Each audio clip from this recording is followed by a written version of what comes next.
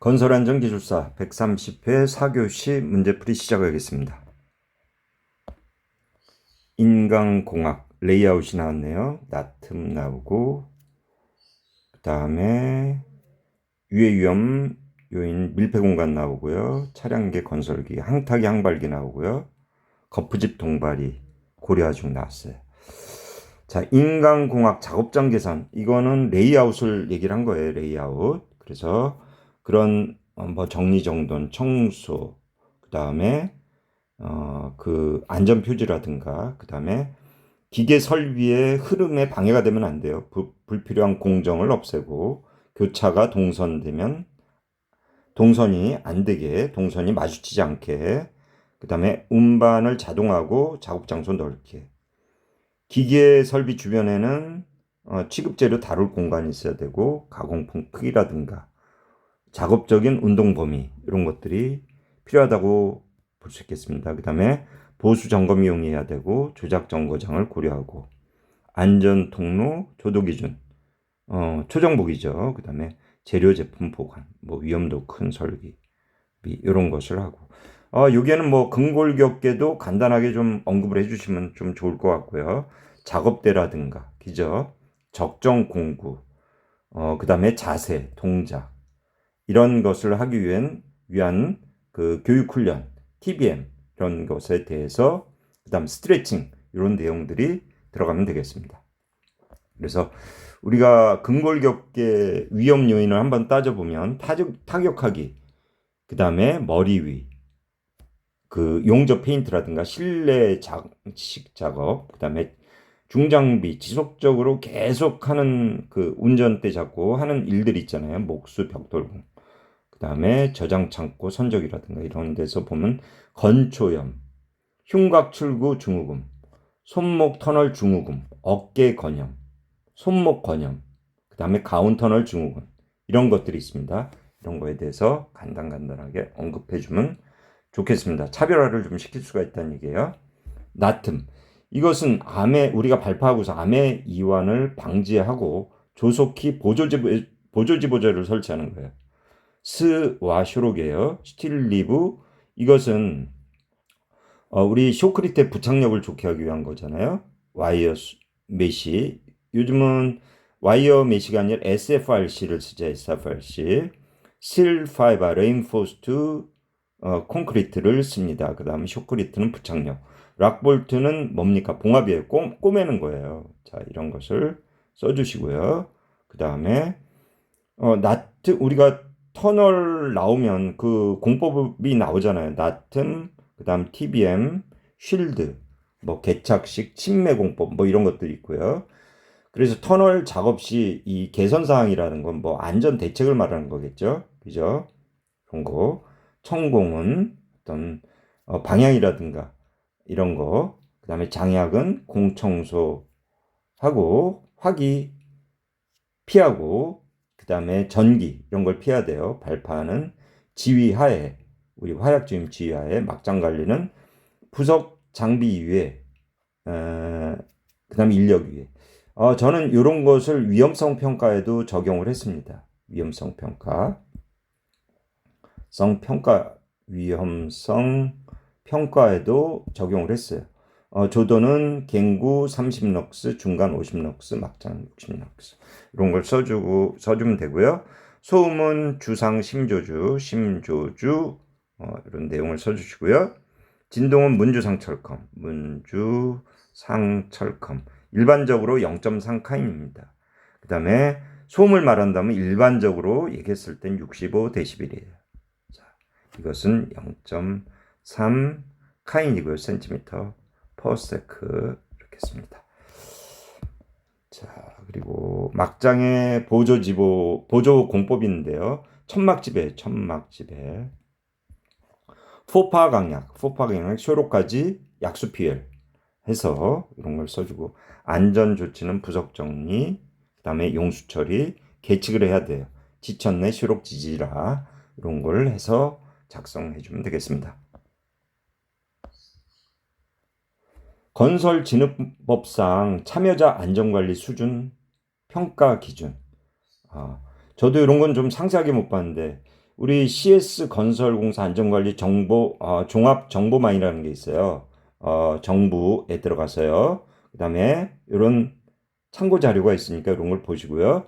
이런 수중 평가라는 안전관리 수중 평가라는 것은 그 우리 안전관리자의 어떤 그 추감 충격 붕도 낙비기에 대한 어떤 이해라든가 이런 거에 대해서 알고 또 이런 위험 요인에 대한 위험성 평가라든가 이런 걸 통해서 어떤 게 불안전한 상태라든가 불안전한 행동이다라는 거 이런 것을 주입시켜서 역량을 강화하는 거예요.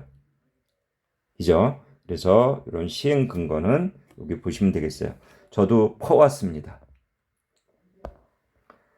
건설 현장 밀폐 공간 작업 시 이런 그 유해 위험 요인과 산소 유해 가스 농도 이런 걸 말한 거예요. 인체 영향에는 맥박의 요인이에요. 맥박 이게 호흡수 증가돼 가지고 메스꺼움, 그다음에 두통, 기울림, 그다음에 9에서 4% 요거는 판단력이 저하돼요. 그죠? 5에서 10%는 의식불명이 되고 6% 이하는 혼수 상태가 돼요.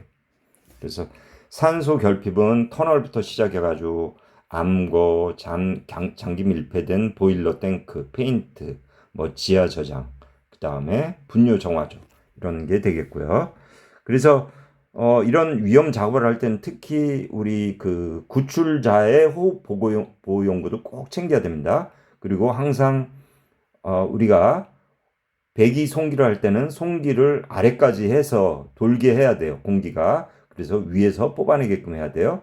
어떤 데 보면 잘못돼가지고 여기서 불어내고 밑에서 그냥 바로 뽑아내요. 이러면 안 된다는 얘기예요.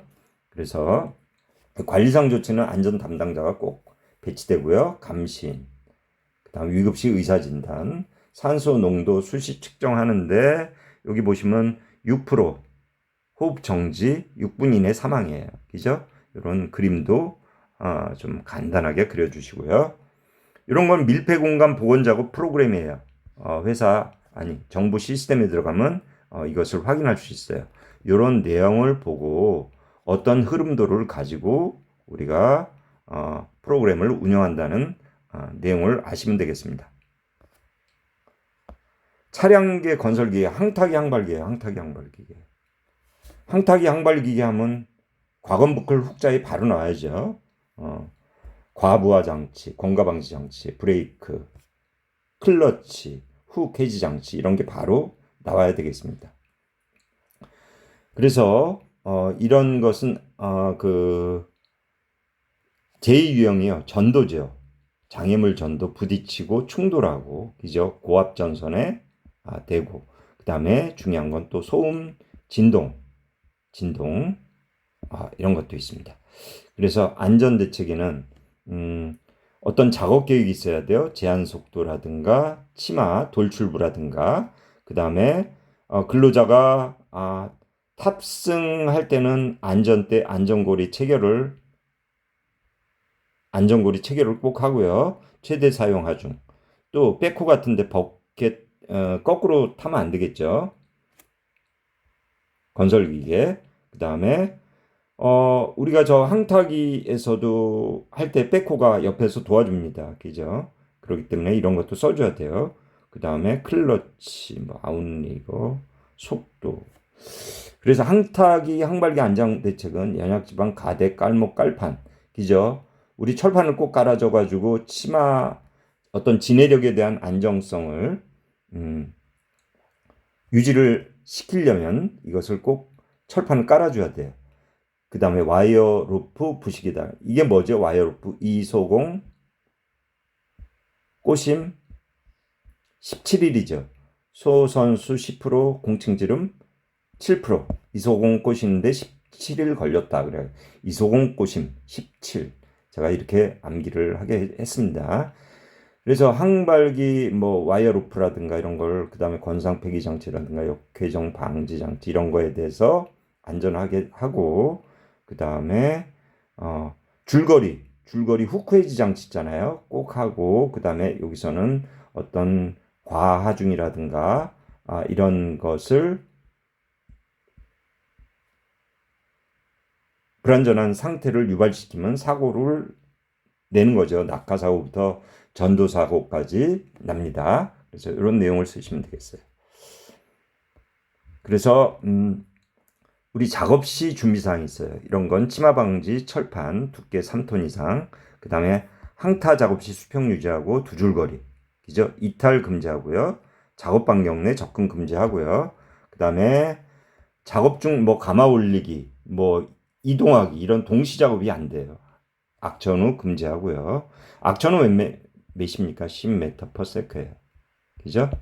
그 다음에 신호수, 그 다음에 이력 기록하고요.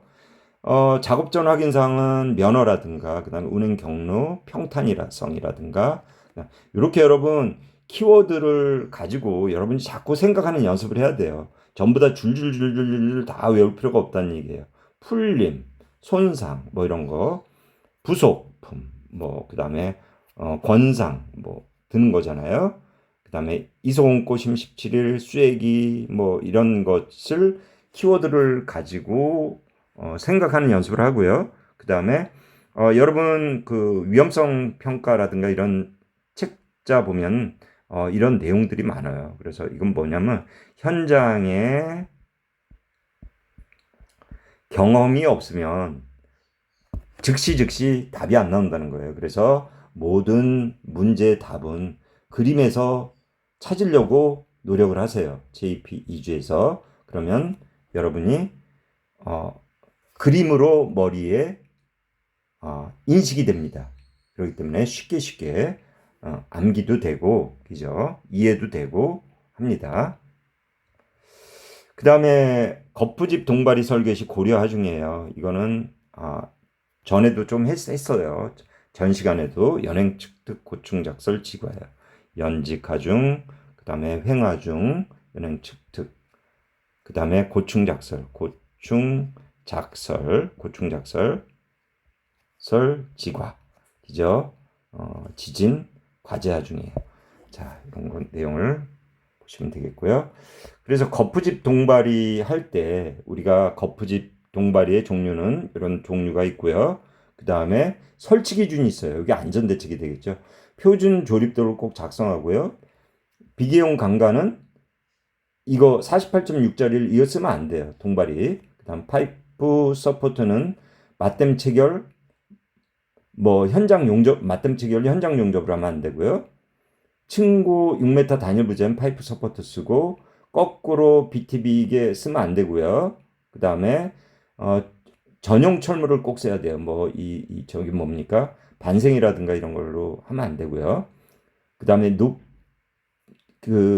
저기 뭡니까? 슬라브가 두껍거나 하중이 많거나 높거나 할 때는 꼭 시스템 서포트를 쓰고 수평 연결재는 2m 위에 2 곱하기 2, 48.6 전용 청물을 써서 하고 꼭 반생을 써서는 안 됩니다. 수직도 유지하고 일체화. 편심 주면 안 되고 경사지에는 피벗형 철물을 써야 됩니다. 이런 내용을 쓰면